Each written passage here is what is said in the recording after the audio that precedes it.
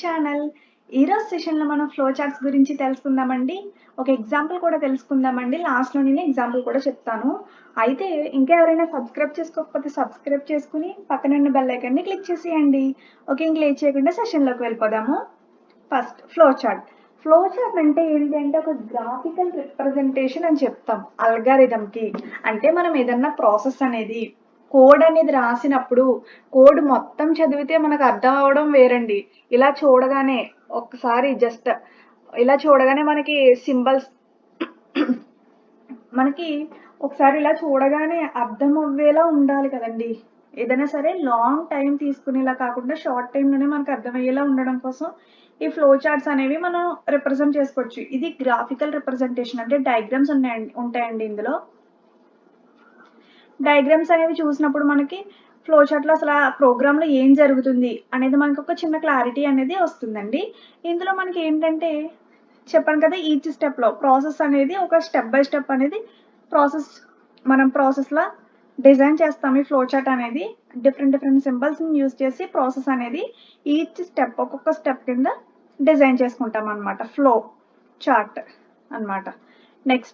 Next ఏంటంటే ఇది మనకి క్లారిటీని అంటే కాంప్లెక్స్ ప్రాసెసెస్ అయినా సరే మనం ఒక కోడ్ చదివిన తర్వాత మనకు అర్థం అవడం వేరైతే అదొకటైతే మనకి సింపుల్గా క్లారిటీగా అర్థం అవడం కోసమే ఫ్లో చార్ట్ అనేది మనం డిజైన్ చేసుకుంటాం అనమాట. ఇది ఏంటంటే ఈజీగా ఎవరికైనా సరే ఈజీగా అర్థమైపోతుంది. ఫ్లో చార్ట్ అనేది యూనివర్సల్ విజువల్ లాంగ్వేజ్ అని చెప్తామన్నమాట. అంటే మనకి విజువల్ రిప్రజెంటేషన్ ఉంటుంది, ఇందులో డయాగ్రామ్స్ ఉంటాయి కాబట్టి ఎవరైనా సరే అంటే వేరే డిఫరెంట్ టీం వాళ్ళైనా సరే మనం ఏదైనా ప్రాజెక్ట్ చేస్తున్నప్పుడు డిఫరెంట్ టీం వాళ్ళైనా సరే ఈజీగా అర్థం చేసుకోగలరు అనమాట. ఎవరైనా సరే ఫ్లో చార్ట్ని చూడగానే ఈజీగా ప్రాసెస్ ఏంటి, ప్రోగ్రామ్ ఏంటి, అసలు మనం ఏం ఎగ్జిక్యూషన్ చేయాలి అని చెప్పి మనకి ఒక అండర్స్టాండింగ్ రావడం కోసం ఫ్లో చార్ట్ అనే దాన్ని డిజైన్ చేసుకుంటాం అనమాట. నెక్స్ట్ అయితే ఫ్లో చార్ట్స్లో ఎలాంటి సింబల్స్ యూస్ చేస్తాం, ఏమేమి సింబల్స్ ఉంటాయి, ఎలా యూస్ చేస్తాం, అసలు అవేంటి అనేది చూసేద్దాం. చూడండి సింబల్స్. ఫస్ట్ టెర్మినేటర్ అంటారండి. ఈ ఓవెల్ షేప్లో ఉంటుంది. ఇది ఏంటి అంటే ప్రోగ్రామ్ అనేది స్టార్ట్ చేసినప్పుడు స్టాప్ చేసినప్పుడు ప్రోగ్రామ్ యొక్క లాజికల్ ఫ్లో అనమాట. దట్ మీన్స్ ఏంటంటే ప్రోగ్రామ్ స్టార్ట్ అవుతుంది లేదు అంటే స్టాప్ అయిపోయింది ఇక్కడతో అని చెప్పడానికి ఈ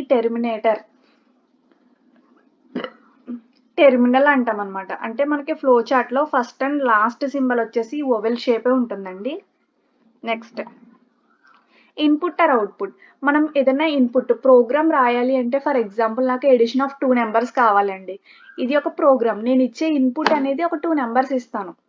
ఆ 2 నెంబర్స్ని సమ్ చేయాలి అంటే మనం ఇచ్చే ఇన్పుట్ లేదు అంటే మనకు సమ్ అయిన తర్వాత వచ్చిన రిజల్ట్ అనేది అవుట్పుట్ అంటాం మనం.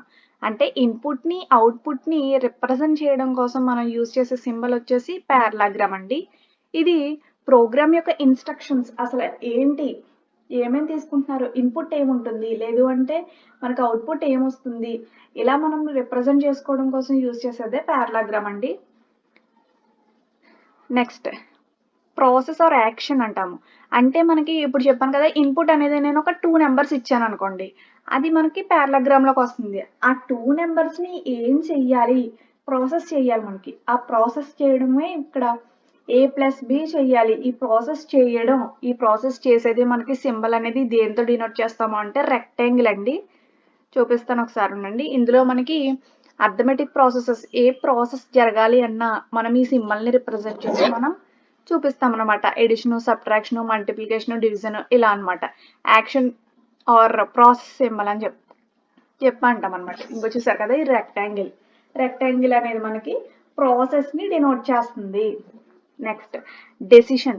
ఈ డెసిషన్ పాయింట్ ఏంటంటే డైమండ్ షేప్లో ఉంటుంది, అంటే రాంబస్ అని చెప్పుకోవచ్చు అనమాట. అంటే మనకి ఏంటంటే ఏదన్నా డెసిషన్ చెక్ చేయాలనుకోండి, డెసిషన్ తీసుకుంటారు. ఫర్ ఎగ్జాంపుల్ ఏంటంటే నేను ఒక 2 నెంబర్స్ ఇచ్చి ఆ 2 నెంబర్స్ ఏ గ్రేటర్ దెన్ బి అయింది అనుకోండి, ఏ ఈజ్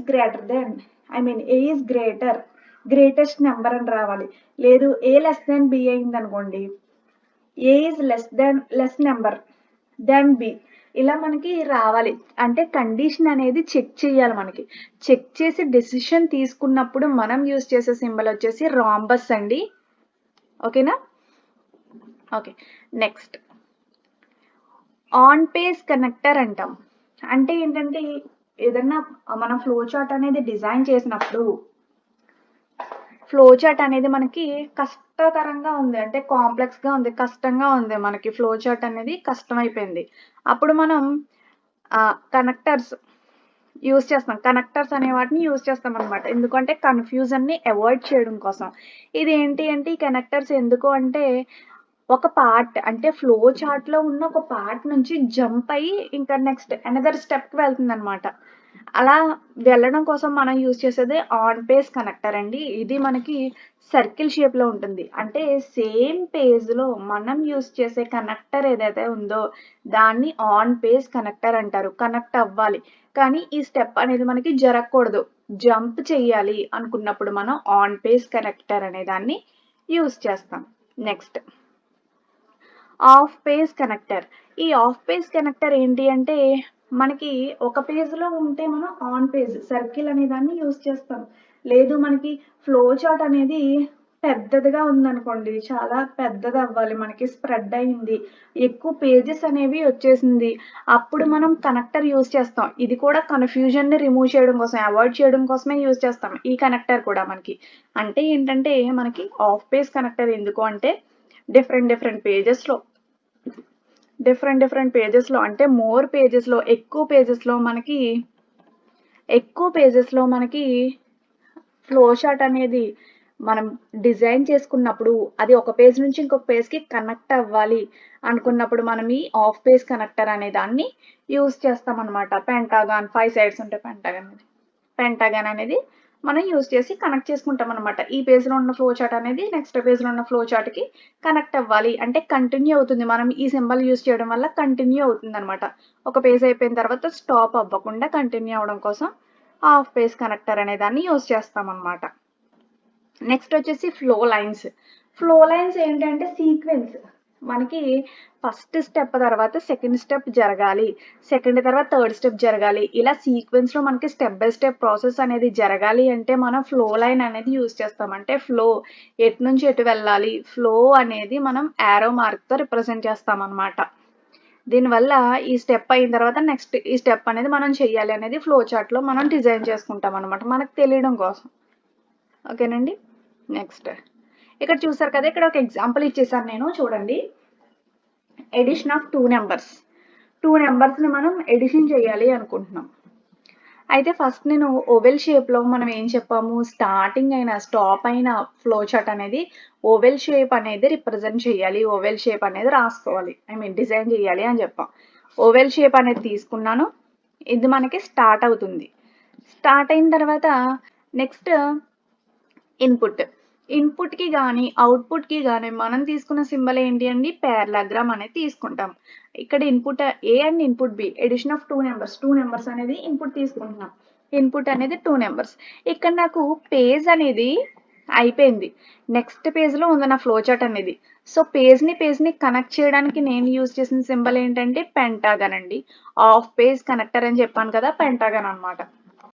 ఇక్కడ చూసారు కదా మనకి కావాల్సిన ప్రాసెస్ ఏదండి జరగాల్సింది అంటే sum is equal to A plus B అని రాసుకుంటాం. అంటే మనకి 2 నంబర్స్ అనేది సమ్ అవ్వాలి కాబట్టి అక్కడ ప్రాసెస్ జరగాలి కాబట్టి అది మనం రెక్టాంగిల్‌లో డినోట్ చేసుకుని రెక్టాంగిల్ సింబల్‌ని యూజ్ చేసుకుని మనం 2 నంబర్స్ అనే దాన్ని సమ్ చేస్తాం. ప్రాసెస్ కాబట్టి మనకి రెక్టాంగిల్ షేప్ అనేది యూజ్ చేస్తాం అనమాట. నెక్స్ట్ ప్రాసెస్ అయిన డేటా అనేది మనకి అవుట్పుట్ రూపంలో రావాలి. అవుట్పుట్ అనేది రావాలి కాబట్టి అవుట్పుట్‌ని మనం పారాగ్రామ్‌తో డినోట్ చేస్తాం కాబట్టి కింద మనం అవుట్పుట్ ప్లేస్‌లో మనకి పారాగ్రామ్ అనే సింబల్ అనే దాన్ని యూజ్ చేసాం. నెక్స్ట్ వచ్చేసి ప్రాసెస్ అంతా కూడా స్టాప్ అయిపోయిందండి. దట్ మీన్స్ ఏంటంటే కంప్లీట్ అయిపోయింది. కంప్లీట్ అయిపోయిన తర్వాత మొత్తం ప్రాసెస్ అంతా ప్రాసెస్ అంతా కంప్లీట్ అయిపోయింది. ఇప్పుడు టెర్మినేట్ అయిపోవాలి. అంటే స్టాప్ అయిపోవాలి కాబట్టి మనం యూజ్ చేయాల్సిన సింబల్ ఏంటి అండి రౌండ్ సింబల్ అంటే ఓవెల్ సింబల్ యూజ్ చేసి మనం స్టాప్ అనేదాన్ని చేస్తామన్నమాట.